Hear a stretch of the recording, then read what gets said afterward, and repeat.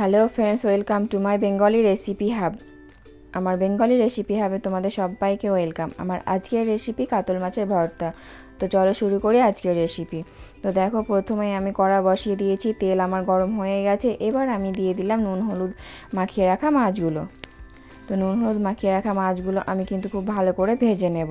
এখানে আমি 5 পিস নিয়েছি মাছের পেটি। তোমরা চাইলে যে কোনো পিস নিয়ে এটা করতে পারো, কিন্তু পেটি নিলে খুব ভালো হয়। তো মাছগুলোকে আমি এপিট ওপিট করে খুব ভালোভাবে ভেজে নেব। মাছগুলো কিন্তু আমার ভাজা হয়ে গেছে। এবার আমি একটা পাত্রে তুলে রেখে দেব।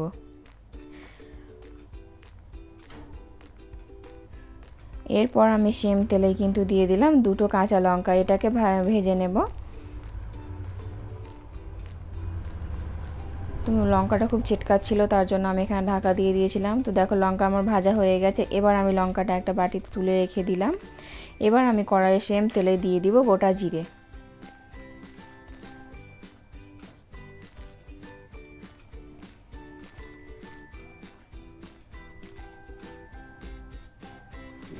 আর দিয়ে দিব একটা বড় সাইজের পেঁয়াজ কুচি করে। তো এবার এখানে আমি দিয়ে দিলাম যে পেঁয়াজটাকে খুব ভালো করে ভেজে নেব।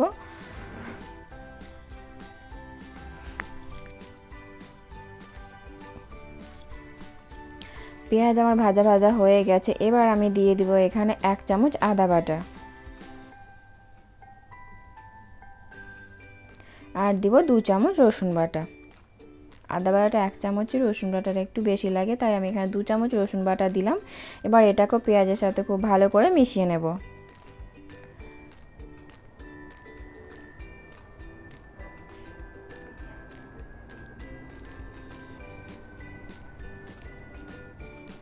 ভালো করে মেশানো হয়ে গেলে এরপর আমি দিয়ে দিব এখানে 1 চামচ কাঁচা লঙ্কা বাটা। ঝালটা যে যার অনুযায়ী দেবে, যে যেমন ঝাল খেতে ভালোবাসো সেই অনুযায়ী কিন্তু এখানে ঝালটা অ্যাড করবে। আমি এখানে 1 চামচ দিয়ে দিলাম কাঁচা লঙ্কা বাটা, যেহেতু আর 2টো লঙ্কা আমি ভেজে রেখেছি সেটাও এখানে অ্যাড করব। তো এখানে দিয়ে দিলাম ভর্তার যে মেন উপকরণ, সেটা কিন্তু এখানে আমি দিয়ে দিলাম 1 চামচ কালো জিরে বাটা। এটাই হচ্ছে মেন উপকরণ, এটা কিন্তু দিতে লাগবেই ভর্তাতে। এটাকেও খুব ভালোভাবে মশলার সাথে মিশিয়ে আমি একটু কষিয়ে নেব। তো দেখো, অনেক কষানো হয়ে গেছে। এবার আমি দিয়ে দিলাম এখানে লবণ, স্বাদ অনুযায়ী লবণ দিয়ে দিলাম। তার সাথে দিয়ে দিলাম হলুদ গুঁড়ো, আর দিয়ে দিলাম জিরে গুঁড়ো। এবার এটাকে খুব ভালো করে মিশিয়ে নেব মশলার সাথে।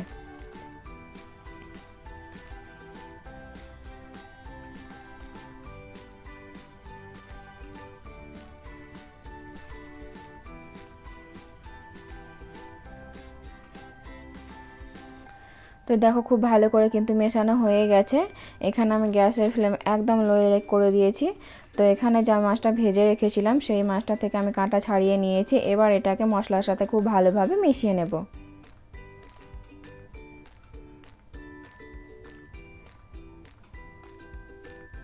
তো খুব ভালো করে এখানে আমি কিন্তু এটাকে মশলার সাথে মিশিয়ে নিচ্ছি।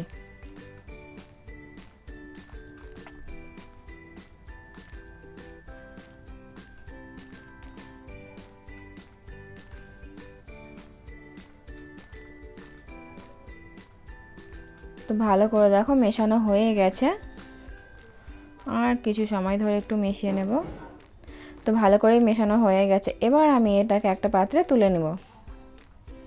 তো আমি একটা পাত্রে তুলে নিচ্ছি আমি এখানে।